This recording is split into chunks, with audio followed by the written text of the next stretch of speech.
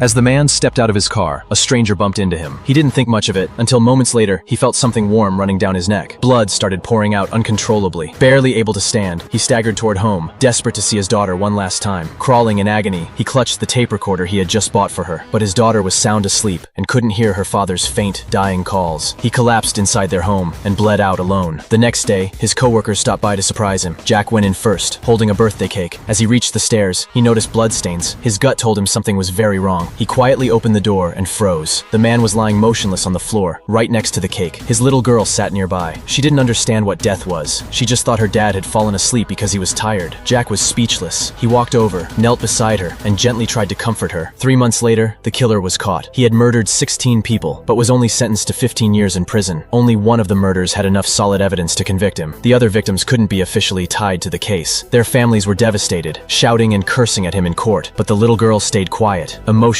lost in her thoughts. 15 years passed. The day the killer was released from prison finally came. He had only taken a few steps outside when a block of tofu slammed into his head. It was Jack, the same officer who had found the little girl. Jack was still furious. He looked the killer in the eye and said he'd make sure he went back behind bars. The girl who had lost her father had grown up. On the outside, she seemed cheerful and full of life, but inside, she had never stopped planning her revenge. She knew her father's killer was free. This gripping Korean revenge thriller is called Missing You.